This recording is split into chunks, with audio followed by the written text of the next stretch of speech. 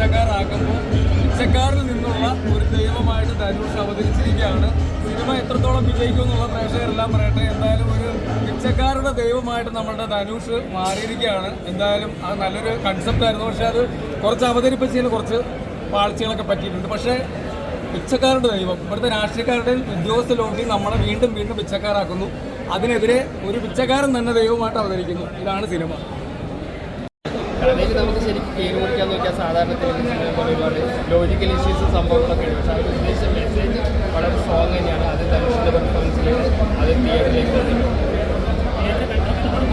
തിയേറ്ററിൽ കണ്ടിരിക്കേണ്ട അവിടെ കുറച്ച് ലോങ് അവേഴ്സാണ്. 3 hours മേലെയുണ്ട്. ഒരു സ്ലോ സ്റ്റാർട്ടാണ്. പക്ഷേ ആ കഥയുടെ ഒരു ബിൽഡ് ചെയ്യാൻ വേണ്ടിയിട്ട് ആ സമയം ആവശ്യമാണെന്നുണ്ട്. കാരണം കൂടുതൽ കഥാപാത്രങ്ങളായിട്ട് ഒരു കണക്ഷൻ വരാൻ വേണ്ടിയിട്ട് ആ ദൈർഘ്യം ഹെൽപ്പ് ചെയ്തിട്ടുണ്ട്. മെയിനായിട്ട് സിനിമയുടെ സെക്കൻഡ് ഹാഫ് നല്ല പാസ് മെസ്സേജാണ് കൊടുക്കുന്നത്. ഉദ്ദേശിച്ച ആ ഒരു മെസ്സേജ് അവർക്ക് എന്തായാലും പാസ് ചെയ്യുന്നുണ്ട്. നല്ല കോംബോ ആയിരുന്നു. കാരണം സാധാരണ സിനിമയിൽ പോലെ അങ്ങനെയുള്ളൊരു ഡാൻസ് നമ്പേഴ്സോ അങ്ങനെ ഒരു ആ ഒരു രീതിയിലുള്ള ഒരു ട്രീറ്റ്മെൻ്റ് അല്ല സിനിമയിൽ. കഥാപാത്രങ്ങളായിട്ടാണ് സിനിമയിൽ വന്നിരിക്കുന്നത്. ആ ഒരു എനിക്ക് എടുത്തു പറയുന്നത് ധനുഷിൻ്റെ പെർഫോമൻസ് തന്നെയാണ്. പെർഫോമൻസ് ധനുഷാണ്.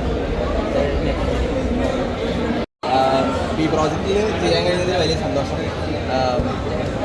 ഇത് വലിയൊരു പടമാണ്.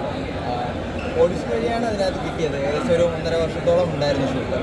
ഈ പ്രോജക്റ്റിൻ്റെ ഭാഗം കഴിഞ്ഞ് വലിയ സന്തോഷം. ഇപ്പം നാഗാർജുന സാറിൻ്റെ പോലെയും വലിയ സാറിൻ്റെ ഇപ്പോഴുള്ള വലിയ ആക്ടേഴ്സിൻ്റെ കൂടെ അഭിനയിക്കാൻ കഴിഞ്ഞ ഒരു വലിയ സന്തോഷം.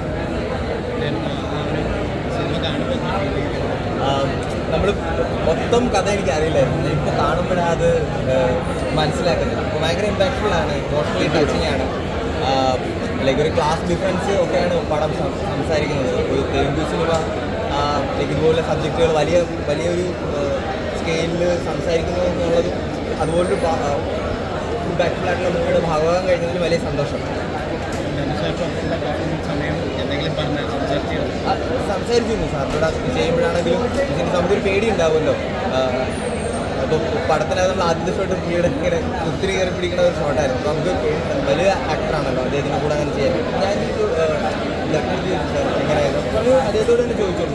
നമ്മൾ സീൻ ചെയ്യുമ്പോഴാണെങ്കിലും ലൈക്ക് ഒരുമിച്ച് നമ്മൾ സംസാരിച്ചും ലൈക്ക് ഇംപ്രവൈസ് ചെയ്തിട്ടൊക്കെയാണ് ചെയ്യുന്നത്. അപ്പോൾ എനിക്കങ്ങനെ വേറെ ഇൻട്രഡ്യൂഷനൊന്നും തോന്നിയില്ല. ആദ്യത്തെ സീൻ തന്നെ അങ്ങനെ അടുത്ത സീനാണ് ചെയ്തുള്ളതുകൊണ്ട് പിന്നെ വളരെ സ്മൂത്തായിരുന്നു.